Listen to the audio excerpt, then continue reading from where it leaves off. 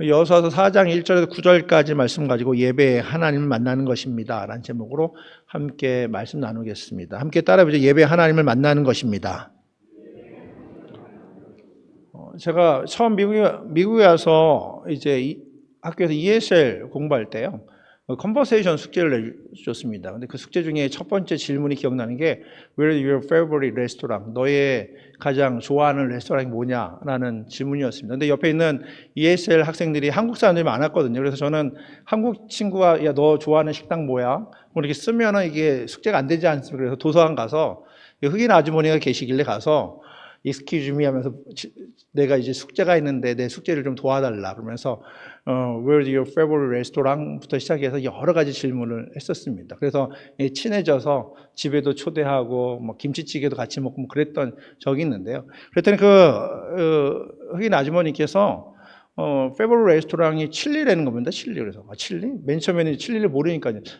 그리고 페퍼 막 그랬더니 그거 아니라고 그러면서 이제 설명을 해주는데, 여러분 칠리는 이제 칠리스는 식당이거든요. 그래서 미국 레스토랑이죠. 스테이크도 먹기도 하고 햄버거도 먹기도 하고 뭐 그렇습니다.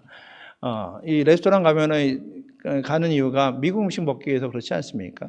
여러분들이 좋아하는 레스토랑 있을 텐데, 그리고 자주 가시는 곳 있을 텐데, 이건 어때요? 예를 들어서 스타벅스를 가면 어떻습니까? 스타벅스 가는 이유는 뭡니까? 스타벅스에 햄버거를 드시러 가시지 않지 않습니까? 스타벅스에는 이 커피나 티 마시기 위해서 스타벅스 갑니다. 스타벅스 하면 이 커피 마시는 곳입니다. 또 많은 사람이 가는 이제 인앤아웃이라는 식당이 있죠. 달라스에서도 웨이코에도 있는데, 인앤아웃 하면은 인앤아웃은 햄버거 집입니다. 햄버거 먹기 위해서는 인앤아웃 가시면 됩니다. 햄버거밖에 없습니다. 다른 거 없습니다.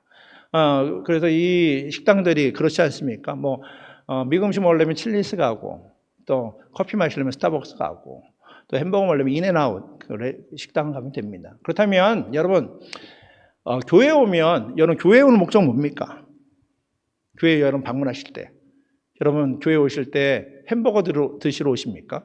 커피 마시러 오십니까? 아니면 식사하시러 오십니까?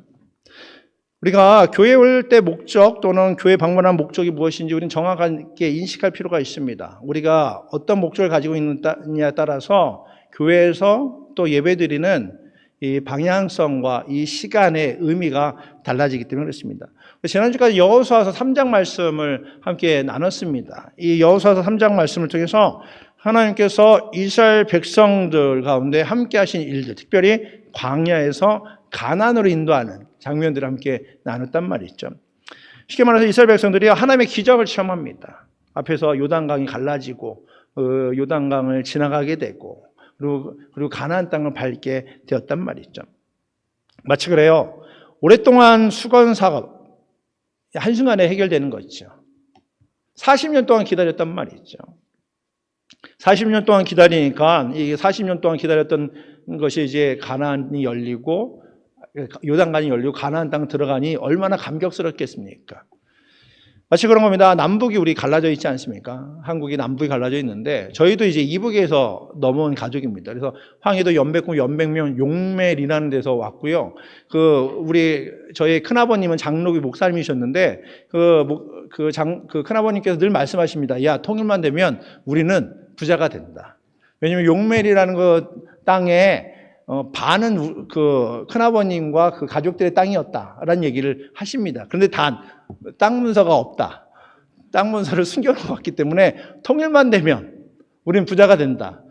그리고 명절 때마다 들었습니다. 큰아버님이 이제 천국 가셨는데 통일이 안 됐어요, 아직까지. 저희 집이 아직 부자가 안 됐습니다. 그 큰아버님께서 통일만 되면 그 얘기를 명절 때마다 하셨단 말이죠. 그러니까 얼마나 이게 그 마음에 사무쳤겠습니까? 그리고 통일되기를 기다렸고요. 그리고 지금도 통일되기를 기다리고 또 바라고 기도하고 있죠. 근데 만약에 정말 통일이 됐다라고 생각을 한번 해보십시오. 고향을 떠났던 이들이 가고 싶었던 그 북한 땅에 들어갈 때 그 감격이 얼마나 크겠습니까? 지금 그렇습니다. 이스라엘 백성들이요, 40년 동안 가나안을 못 들어갔다가 이제 들어가겠단 말이죠. 들어가면서 거기 안에서 너무 큰 은혜를 경험하고 가슴 벅찬 감동을 경험합니다. 그러면서 동시에 분주해지는 겁니다. 왜냐하면 가장 큰 이유가요, 환경이 예전에는 그 유목민처럼 살았습니다. 그 텐트를 치고 그러다가 옮겨야 될 때는 옮기고 또 하나님이 옮겨라 하면 옮기기도 하고 텐트 접고 가방 메고 다니다가 또 텐트 치고 40년 또 이렇게 생활했단 말이죠. 떠돌이 인생이었는데 그런데 그렇게 살다가 이제는 가나안 땅에 들어가면서 정착할 기회가 생긴 겁니다. 집도 지을 수 있고요. 그 밭도 일굴 수 있고요. 자신의 땅을 얻을 수 있단 말이죠. 그런 기회가 생기니까 어떻습니까? 지파별로 어느 땅이 좋은 땅인가 막 눈에 들어오지 않습니까? 아, 저쪽에는 강이 있으니까 저 강 앞에 우리 지파가 모이면 좋겠다. 저 산 밑에 거기가 좋겠다. 아, 빨리 가서 저 땅을 우리가 가져야겠다. 그 땅을 갖기 위해서는 또 전쟁도 필요하단 말이죠. 가나안 땅에 있었던 이방 나라와 전쟁에서 취해야 된단 말이면 마음이 어때요? 마음이 급하죠. 막 분주하죠. 환경이 달라지니까 이제 광야 시대에서 가나안 시대로 시작하면서 달라진 환경과 해야 될 일 때문에 마음이 막 조급한 겁니다. 어떻게 보면 우리의 삶도 그렇지 않습니까? 우리의 삶을 되돌아보면 변화의 시점이 굉장히 분주합니다. 예를 들어서 한국에서 미국으로 만약에 이주하거나 이민을 했다던가, 또 다른 타주에서 이주를 했다던가, 또 뭐 새 학교를 시작하거나 새 학기를 시작한다던가, 무엇인가 새로운 일을 한다면 굉장히 분주한단 말이에요. 특별히 만약에 이사를 해서 새 집에 들어간다면 어때요? 새 집에 들어가면 이사할 때도 분주하지만 집에 들어가서 뭐 해야 됩니까? 짐 정리해야 되지 않습니까? 짐 정리해야 되죠. 청소해야 되죠. 또 꾸며야 되죠. 이사보다 어쩌면 이사 뒤가 더 바쁠 수도 있습니다. 그러니까 이스라엘 백성도 마찬가지예요. 만감이 교차하면서 가나안에서 새롭게 살아가야 될 삶을 생각하니까 해야 될 게 너무 많은 겁니다. 근데 하나님도 이스라엘 백성은 잘 아십니다. 지금까지 여지껏 하나님께서 함께 하시니까 이스라엘의 상황을 잘 안단 말이죠. 그래서 그 상황을 잘 하나님께서 다른 일보다 먼저 해야 될 것을 요청하십니다. 분주한 상황 속에서 가장 먼저 해야 될 것. 그것이 무엇인지 오늘 설명해 주고 있단 말이죠. 오늘 우리가 여호수아서 4장 말씀을 읽었습니다. 4장 말씀에 하나님께서 이렇게 명령하십니다. 12지파에서 한 명씩 뽑아서 요단강이 갈라졌던 그 자리에서 돌을 12개를 취해라. 각 지파마다 한 사람씩 와서 그 돌을 취해서 그 돌을 어깨에 메고 그리고 언약궤로 와라 라고 얘기합니다. 그러니까 그 요단강에 돌을 취한다. 근데 어깨 매라면은 뭐 조그만 돌이 아니지 않겠습니까? 좀 큰 돌. 저렇게 좀 큰 돌을 갖고 왔다가 언약궤 앞에 12개를 다 모아서 이제 돌 무더기가 되는 것이죠. 이 요단강의 돌을 통해서 하나님께서는요, 요단강에 있었던 하나님의 기적, 하나님의 은혜를 기념하기를 원하시는 겁니다. 자, 봐라. 내가 이 요단강에서 이런 기적을 행하지 않았느냐? 자, 이것이 내가 너희들을 향한 계획이고 인도하심입니다. 그 돌을 통해서 깨닫기를 원하는 것이죠. 또 오늘 말씀 6절과 7절에도 이렇게 이야기하고 있죠. 6절, 7절. 이것이 너희 중에 표징이 되리라. 그러니까 표시, 증표가 된다는 것이죠. 그러니까 증거가 된다는 것입니다. 어떤 증거입니까? 이 돌이 만약에 이렇게 돌 무더기에 쌓아놓고 나서 이스라엘 자손들 지나가다가 아버지, 어머니, 이 돌이 무슨 의미예요? 라고 묻는다면 그들에게 이르기를 요단강에서 요단물이 하나님의 언약궤 앞에서 갈라지고 끊어지고 그리고 이스라엘 백성들이 그 요단강을 건넜다는 것, 이것을 기념하고 하나님이 행하신 것을 너희들의 자손에게 가르치고 기념하라라고 명령하십니다. 그러니까 이 돌무더기 볼 때마다 그런 거죠. 지나갈 때마다 하나님이 행하신 것, 하나님의 은혜, 하나님의 역사하심을 보고 직접 경험하게 되는 것이죠. 마치 그런 거 있죠. 여러 번 여행 갔다 오시면 그 기념품으로 그 자석, 매그네틱 사시지 않습니까? 만약에 캐나다를 여행 갔다 오시면 캐나다에 있는 자석을 사고, 또 한국 갔다 오면 한국의 자석을 사서 냉장고에 붙인단 말이죠. 그럼 여러분 그 붙여 있는 그 자석들 보면서 무슨 생각합니까? 나 캐나다 갔다 왔지. 그때 너무 좋았는데. 한국에서 이렇게 좋은 일이 있었는데, 이 나라에서는 이런 추억이 있었고, 이 도시에서는 이런 게 있었는데, 막 기억에 떠오르지 않습니까? 그걸 마찬가지인 겁니다. 이 12개의 돌을 볼 때마다 하나님이 이스라엘 백성 가운데 함께 하셨음을 기억하고, 이스라엘 백성들을 가나안으로 인도하신 살아계신 하나님을 경험하기를 원하는 것이죠. 예배가 뭐냐라고 이야기한다면 바로 하나님을 기억하고 고백하는 것, 그것이 바로 예배라는 것입니다. 결국 12개의 돌을 통해서 하나님의 살아계신 증거를 기념하고 그리고 하나님의 행하신 것을 기억하고 하나님의 하나님 되심을 고백하는 것처럼 말이죠. 그럼 어때요? 이스라엘 백성 그 돌을 볼 때마다 하나님의 은혜를 경험하게 되니까 하나님께서 가까이 나가지 않겠습니까? 아, 하나님이 우리의 삶을 인도해 주셨습니다. 하나님께서 나와 함께 해 주셨습니다. 라고 고백하게 되는 것이죠. 교회 목적도 바로 여기에 있습니다. 교회에서 함께 교회를 방문하고 예배 드릴 때마다 우리를 향한 하나님의 사랑, 특별히 예수 그리스도를 통해서 그 십자가를 통한 하나님의 사랑을 고백하고 경험하는 것이죠. 십자가 볼 때마다 그렇습니다. 하나님께서 나를 사랑해 주십니다. 하나님께서 나를 구원해 주셨습니다. 하나님의 사랑을 십자가를 통해서 경험합니다. 하나님 감사합니다. 이 십자가를 통해서 하나님을 경험하고 또 고백하게 된다는 것이죠. 그러니까 교회는 그렇습니다. 바로 하나님의 사랑을 고백하는 공간이 교회라는 것이죠. 고린도전서 1장 18절에도 이 십자가가 하나님의 은혜와 복임을 다시 한번 고백하고 있습니다. 우리 잘 알고 있는 말씀인데 한번 같이 읽겠습니다. 시작. 십자가가 도가 멸망하는 자들에게는 미련한 것이요 구원을 얻는 우리에게는 하나님의 능력이라. 아멘. 교회가 어떻습니까? 예수 그리스도의 십자가로 세워지지 않았습니까? 그러니까 예수 그리스도의 십자가로 세워졌으니 예수 그리스도의 십자가를 볼 때마다 예수 그리스도께서 우리의 구원자 되십니다. 예수님께서 나의 구원자 되심을 믿습니다. 이 믿음의 고백 가운데 교회가 세워졌고 교회를 통해서 교회가 세워졌고 또 십자가를 통해서 우리가 이 자리에 있는 이유를 다시 한번 깨닫게 된다는 것이죠. 우리가 예배 방문할 때마다 또 십자가를 볼 때마다 주님 나를 구원하신 분이 주님이십니다. 주님을 고백하며 가까이 나가게 된다는 것입니다. 그렇기 때문에 우리는 그 믿음의 고백을 드리는 것이죠. 십자가 볼 때마다 이 믿음의 고백을 다양한 방법으로 내가 주님을 사랑합니다. 주님이 나의 모든 것 되십니다. 고백하며 주께 나오는 것이 바로 교회이고 예배라는 것이죠. 예배에 대한 단어들이 여러 개 있는데 그중에 헬라어, 그리스어로 제일 많이 쓰는 단어가 프로스퀴네오라는 단어입니다. 그러니까 프로스퀴네오라는 단어는 마치 그런 거죠. 이렇게 인사하는 거 있잖아요. 이렇게 인사하면서 절하다, 몸을 굽히다, 또는 엎드리다, 혹은 입맞춤하다라는 그 단어가 있는데요. 이 단어의 뜻은 그런 겁니다. 마치 하나님 앞에 나와서 우리가 어른 볼 때 이렇게 인사하지 않습니다. 그처럼 하나님이 나의 모든 것 되십니다. 나의 주관자 되십니다. 나의 경배와 나의 고백을 받기에 합당하신 분이 하나님이십니다. 라고 고백하는 것이 바로 이 프로스퀴네호, 이것이 바로 예배하다, 예배의 개념으로 사용하고 있습니다. 영어로는 우리 워십이라고 쓰지 않습니까? 워십이 어떻습니까? 워십이라는 단어가 what와 ship으로 해서 이제 그 가치를 어떠한 대상에게 드린다라는 의미를 가지고 있죠. 그러니까 마치 그런 겁니다. 가치를 어떠한 대상에게 드린다. 그러니까 내가 가지고 있는 가치, 내 생명이 가치다 그러면 이 가치, 이 생명을 어떠한 대상, 다시 말하면 하나님께 드림, 예배를 통해서 내 생명을 하나님께 드립니다. 또 물질이 나에게는 가치였다 그러면 내 물질을 하나님께 드립니다.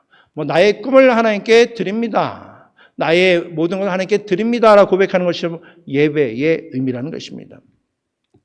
참된 예배라는 책을 쓴 존 메가더 목사님은 그 책에서 이런 얘기를 합니다. 예배는 최상의 존재에게 표하는 경이다. 즉 최상의 존재에게 존경, 경의, 찬양, 영광을 드리는 것이다. 그래서 본질적으로 예배는 하나님께 경의와 존경을 드리는 것이다. 그래서 그리스도인들이 주일에 함께 모이는 이유이다. 우리는 설교자나 성가대에 있는 자들에게 존경을 드리기 위해 모이지 않는다. 우리는 하나님께 존경을 드리기 위해서 모인다.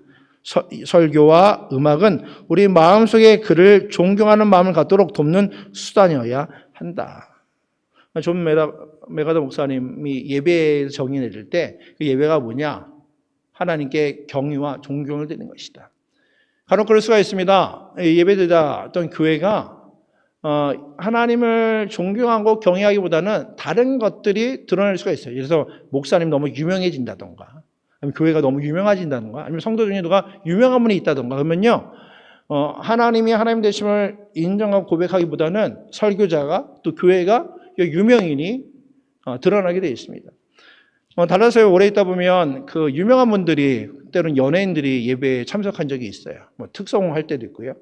뭐 달라스에 방문했다가 연예인을 방문해요. 그러면은 연예인들이 예배를 드리러 온단 말이죠. 그러면은 연예인이나 유명한 사람이 앞에 앉아 있으면요, 예배 내내 성도들의 그 시선이 어디 있는지 아십니까? 앞에를 보고 예배해야 될 텐데 찬양할 때도 눈이 이제 다 개 눈이 되는 거예요. 그 유명한 사람, 저 사람 어떻게 하나, 저 사람 뭐 하나. 그러니까 얼굴이 다 이렇게 돌아가 있습니다. 뒤에서 보면 너무너무 재밌어요. 예전에는 정말 예배를 잘 드리는 것 같고 예배에 집중하던 그분들도 찬양할 때도 기도할 때도 점점 몸이 이렇게 돌아가서 유명한 사람 가 있고요. 그리고 어떻게든지 이제 전화기 하나 들고 종이 하나 들고 있습니다. 끝나면 이제 사인도 받고 사진도 찍고 싶어서. 심지어 이게 유명한 분이 교회 온다 그러면요, 한국에서 교회 안 다니던 분, 달라서 방문하신 분들요, 전혀 교회 오지 않을 만한 복장을 교회에 앉아 계신 분들이 있어요. 등산복 있잖아요.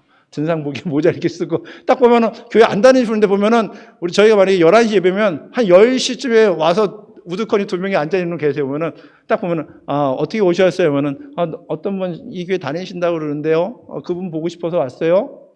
그러면 이제 만약 그분이 오시면요, 손자같이 옆에 가갖고 예배 시간 내내 기다렸다가 사진 찍고 사인 받고 그런 적도 있단 말이죠. 어때요? 예배가 예배되고 하나님이 하나님 되셔야 되는데 너무 누군가가 유명해지고 영향이 커지다 보니까 하나님보다 설교자가 또 유명인이 교회가 드러날 수 있단 말이죠. 그러니까 존 메가더 목사님도 동일하게 본질적인 게 뭐냐, 예배가 하나님께 경외와 존경을 드려야 되지 않겠느냐.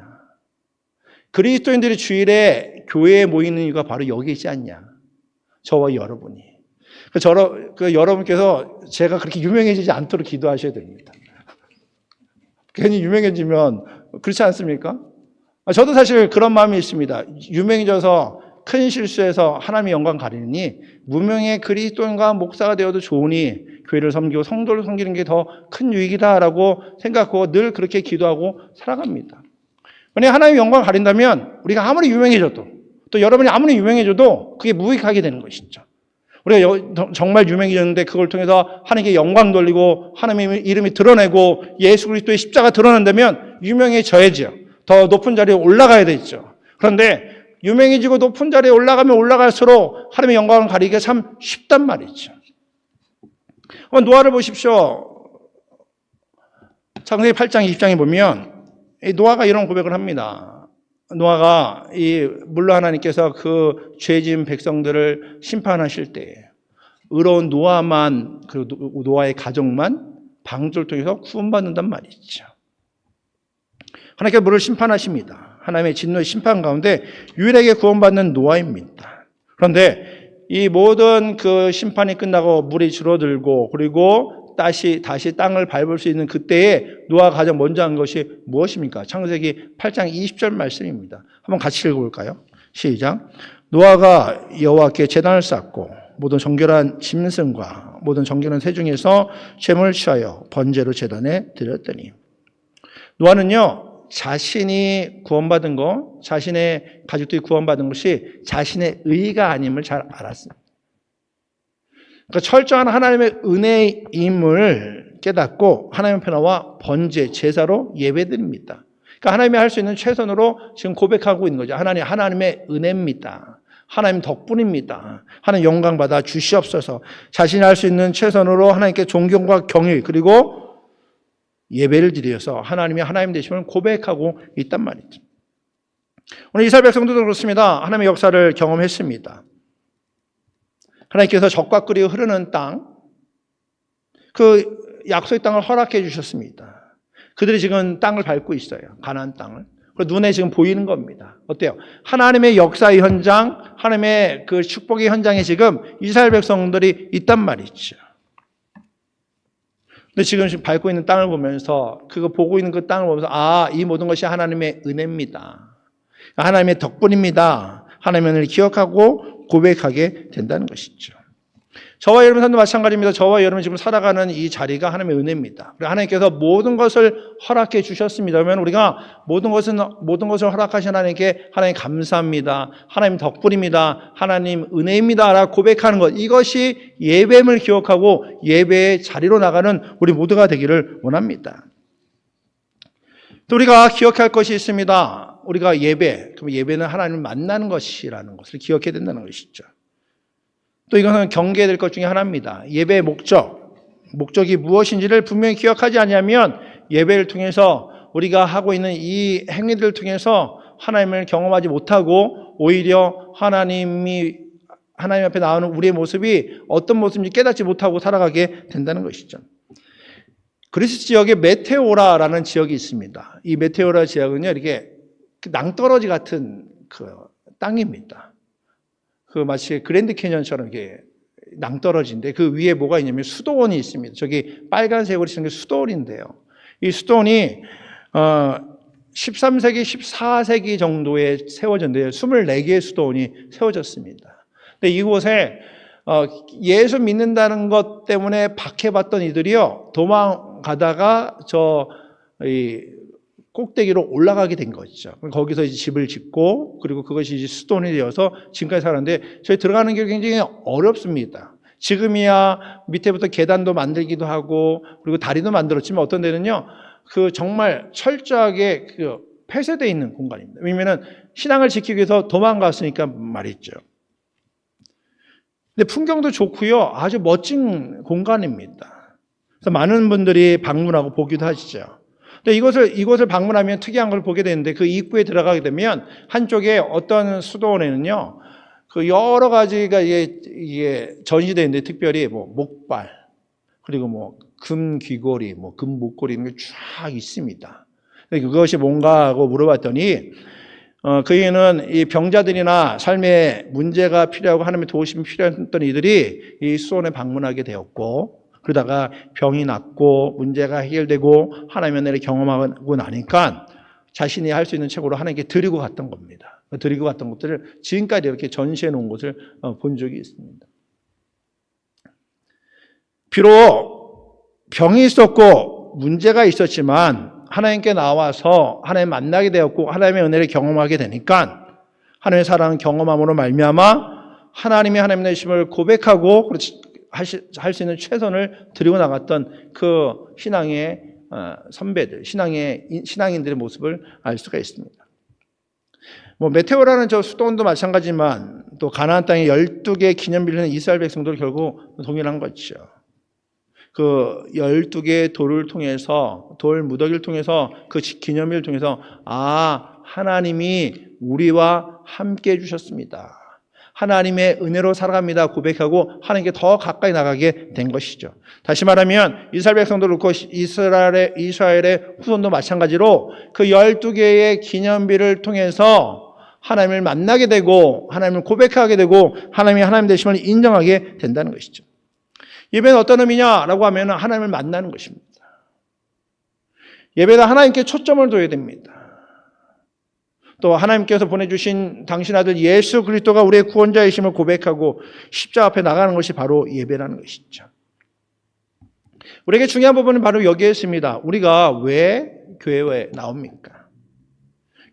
교회에 나오면 어떤 유익이 있습니까? 많은 그 유익을 누릴 수 있습니다. 어떤 분들은 배고플 때 배가 채워질 수도 있고요. 또 교회 다니고 와서 심신의 안정을 얻을 수도 있겠죠. 또 친구 만나기도 하고요. 친구 만나러 오는 일도 있고요. 또 배우자를 만날 수도 있습니다. 때로는 경제적으로 어려울 때 경제적으로 도움을 받을 수도 있고요. 또 교회에서 한글을 배울 수도 있고요. 또 우리 한인교회 같으면 한인들 만나기 위해서 교회 오기도 하고요. 또 교회를 통해서 공부를 배울 수도 있고 음악을 배울 수도 있습니다. 그러나 교회에서 어떤 유익을 얻는 것보다 가장 중요한 것은 하나님을 만나고 하나님의 사랑을 누리는 것이 그 어떤 것보다 중요한 것을 기억하시기 바랍니다. 배를 채워줄 수도 있습니다. 경제적으로 도움을 받을 수도 있습니다. 또 사회적으로 도움을 받을 수 있습니다. 그러나 우리가 예배를 통해서 가장 중요한 것은 하나님을 만나고 하나님의 사랑을 누리는 것, 이것이 바로 우리에게 필요한 것이고 또 우리가 경험되어야 된다는 것이죠. 잠언 8장 17절에도 하나님께 우리에게 약속하신 부분을 바로 여기에 있습니다. 한번 같이 읽어볼까요? 시작. 나를 사랑하는 자들이 나의 사랑을 입으며 나를 간절히 찾는 자가 나를 만날 것이니라. 아멘. 나를 사랑하는 자, 하나님 앞에 나와 하나님의 사랑을 사모하고 하나님을 사랑한다 고백하는 자들에게 하나님의 사랑을 입고, 그러니까 예배를 통해서 하나님의 사랑을 누리게 되고, 나를 간절히 찾는 자, 예배를 통해서 하나님이 하나님 되심을 인정하고 하나님께 나와 하나님 찾기 만나기 원하는 자들이 나를 만날 것이니라 약속하고 있습니다. 그래서 교회에 대해서 그리고 예배에 대해서 분명한 개념 정리가 필요합니다. 아까 말씀드린 것처럼 예배는 하나님을 만나는 것이고 하나님과의 사귐이 있고 또 하나님과 우리와의 인격적으로 연결되는 만남의 장이라는 것이죠. 왜 그러냐면 하나님께서 끊임없이 예배자를 찾으십니다. 예수님께서 예배에 대해서 말씀하실 때 이렇게 말씀하시지 않습니까? 요한복음 4장 23절 말씀입니다. 같이 읽겠습니다. 시작. 아버지께 참으로 예배하는 자들은 신령과 진정으로 예배할 때가 오나니 곧 이때라. 아버지께서는 이렇게 자기에게 예배하는 자들을 찾으시니라. 아멘. 하나님께서 신령과 진정으로 예배하는 자들을 지금 찾는다 말씀하십니다. 참된 예배자, 신령과 진정으로 온 마음을 다해서 하나님을 인정하고 예수를 그리스도로 고백하는 자들을 찾는다. 하나님께서 예배하는 자를 찾는다고 말씀하고 있단 말이죠. 그렇다면 어때요? 여러분 어떻습니까? 예배에 대해서 어떤 생각하십니까? 우리 교회에서 예배 순서들이 있지 않습니까? 믿음의 고백도 있고 또 찬양도 오늘도 드리지 않았습니까? 우리가 때로는 기도하기도 하고 또 이렇게 말씀을 읽고 말씀을 나누지 않습니까? 이 모든 것들이 여러분에게 어떤 의미로 다가오십니까? 물론 교회 방문하면서 예배 함께 하면서 다른 목적을 생각하고 오는 분들도 간혹 있을 수 있습니다. 그러나 그럼에도 불구하고 지금 이 시간 하나님 앞에 나와 예배 드린다면 지금 저와 여러분을 만나기 원하시는 하나님께서 저와 여러분의 발걸음을 인도해 주셨고 저와 여러분을 이 자리로 인도해 주셨음을 믿습니다. 그러니까 여러분의 발걸음조차도 함께 하신 분이 살아계신 하나님이라는 것이죠.